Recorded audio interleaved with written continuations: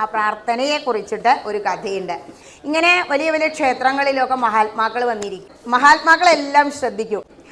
അവരുടെ ഒരു പ്രത്യേകത എന്താന്ന് വെച്ചാൽ ഒന്നിലും അവർക്ക് ദോഷം കാണാൻ കഴിയില്ല. സാധാരണക്കാരൻ്റെ പ്രത്യേകത അവർ ദോഷൈകതൃക്കാവും, ദോഷം മാത്രമേ അവർ കാണൂ. ഒരു മഹാത്മാവ് വലിയൊരു ക്ഷേത്രത്തിൻ്റെ മുന്നിൽ അങ്ങനെ ഇരിക്കുന്നുണ്ട്. അദ്ദേഹം വരുന്നവരെയും പോകുന്നവരെയൊക്കെ ശ്രദ്ധിക്കും. ബ്രഹ്മമുഹൂർത്തത്തിൽ 3 മണിക്ക് 3:30 എഴുന്നേറ്റ് അദ്ദേഹം സന്ധ്യാവന്തനവും കാര്യങ്ങളും ഒക്കെ കഴിഞ്ഞ് ആണ് അവിടെ ഇരിക്കുന്നുണ്ടാവുക. അന്നദാനം ഉണ്ട്, അതും കഴിച്ചാൽ മതിലിൻ്റെ പുറത്ത് അങ്ങനെ കയറിയിരിക്കും. ആ സമയത്ത് വർഷങ്ങളായിട്ട് ഒരു ഭക്തൻ ഇങ്ങനെ വരുന്നുണ്ട്. അദ്ദേഹം നല്ല ഭക്തനാണ്, നല്ല ഭക്തിയുണ്ട്. രാവിലെ എഴുന്നേറ്റ് നേരത്തെ എന്ത് ചെയ്യുന്നു, കുളി കഴിഞ്ഞ് സഹസ്രനാമം ചൊല്ലും, വിളക്ക് വെച്ചിട്ട് ലളിതാ സഹസ്രനാമം തന്നെ ചൊല്ലും. അതിനൊരു ഉദ്ദേശം ഉണ്ട് കേട്ടോ. എന്നിട്ട് ക്ഷേത്രത്തിലേക്ക് വരും. ക്ഷേത്രത്തിൽ വന്നിട്ട് ആ ദുർഗയുടെ മുന്നിൽ അങ്ങോട്ട് നിന്നിട്ട് വലിയൊരു ദേവീ ക്ഷേത്രം, അവിടെ നിന്നിട്ട് ആദ്യം ഒക്കെ പ്രാർത്ഥിക്കും. ഓം ശിവായ നമഃ, ഓം ശിവശക്തി നമഃ, ഓം സിന്ദൂരാരണ വിഗ്രഹായ നമഃ, അവസാനം ഓം ശ്രീ ലളിതാംബികായ നമഃ എന്നൊക്കെ പറഞ്ഞിട്ട് 10-12 നാമം അങ്ങോട്ട് ചൊല്ലും. സർവമംഗളമംഗല്യേ അതൊക്കെ ചൊല്ലും. എന്നിട്ട് എന്താ അവസാനം പ്രാർത്ഥിക്കാന്നറിയോ? അമ്മേ, എനിക്ക് ഒരുപാട് സമ്പത്ത് തരണേ.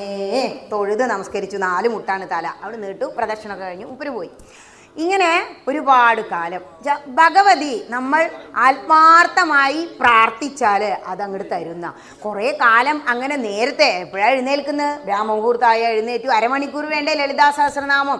അപ്പോൾ ലളിതാ സഹസ്രനാമം ചൊല്ലി എന്ത് പ്രാർത്ഥിച്ചാലും അത് നടക്കുന്ന. അതാ നിങ്ങളോട് ഇവിടെ അർച്ചന ചെയ്യാൻ പറഞ്ഞിട്ടുണ്ടാവുക. അതിലും ശക്തിയാണ് അർച്ചനയ്ക്ക്. വിളക്ക് കത്തിച്ചു വെച്ച് ഭഗവതിക്കല്ലേ ഓരോ മാനസപൂജ ചെയ്യുന്നത്. ഇങ്ങനെ പ്രാർത്ഥിച്ച് ഒരു 1.5-2 വർഷം ആയപ്പോഴേക്കും അദ്ദേഹത്തിനൊരു വലിയ ലോട്ടറി അങ്ങോട്ട് അടിച്ചു. കുറേ പൈസ കിട്ടി, ലക്ഷങ്ങളാണ് കിട്ടുന്നത്.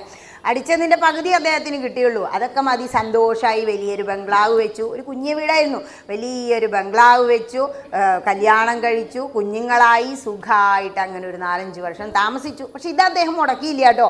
രാവിലെ എഴുന്നേൽക്കും, കുളിക്കും, വിളക്ക് വയ്ക്കും, അവിടെ ഇരുന്ന് ലളിതാ സഹസ്രനാമം ചൊല്ലും, അങ്ങനെ ഭഗവതിയെ വന്ന് നമസ്കരിക്കും. ഇതൊക്കെ അദ്ദേഹം ചെയ്തു. ആ സമയത്താണ് വീട്ടിൽ കുട്ടിക്കൊരസുഖം, ഭാര്യയ്ക്ക് മാറ്റിയ മാറാത്തൊരസുഖം, ഇങ്ങനെ ഓരോ പ്രശ്നങ്ങളായി. അപ്പോൾ അദ്ദേഹം വീണ്ടും വന്നു ഭഗവതിയോട് പറയാണ്, അമ്മേ, ഞാൻ എത്രമാത്രം പ്രാർത്ഥിച്ചു, എന്നിട്ട് എനിക്ക് എന്തൊക്കെ അസുഖങ്ങളായി ഇപ്പോൾ തരുന്നത്. ഇനി കൊടുത്തോണ്ടേ ഇരിക്കണം. അത്ര ഭഗവതിക്ക് ഇങ്ങനെ കൊടുത്തോണ്ടേ ഇരിക്കണം. സമ്പത്ത് കൊടുത്ത് അയാൾക്ക് ആവശ്യത്തിനായി. പിന്നെ ഇനിയിപ്പോൾ എന്താ കൊടുക്കാനുള്ളത്? ഇതൊക്കെ തന്നെയല്ലേ എല്ലാം ഭഗവതി തന്നെ തരുന്നത്. അസുഖങ്ങൾ, അത് കാരണം സമാധാനം ഇല്ല. അത്രയും കാലം വന്ന ഒരു മുഖത്തിന് ഒരു പ്രസാദമൊന്നും ഇല്ല. ശ്രീരാമചന്ദ്രൻ്റെ മുഖം എങ്ങനെയാ? എപ്പോഴും തിളക്കമാർന്ന മുഖം. എങ്ങനെയാ? നാമജപത്തിലൂടെ ഒരു തേച്ച് മിനുക്കിയ കണ്ണാടി പോലത്തെ മനസ്സ് നമുക്ക് കിട്ടുന്ന പറയുന്നത്. അങ്ങനെയാണ് നമുക്ക് തെളിഞ്ഞ മനസ്സായിട്ട് നടക്കാൻ കഴിയൂ. പ്രാരാബ്ധമാണ് എല്ലാവർക്കും, ലൗകിക വിഷയങ്ങളിൽ മുങ്ങിയിട്ട് വിഷമങ്ങളാണ്. പക്ഷെ നാമജപത്തിന് അതിനെ തരണം ചെയ്യാനാവും.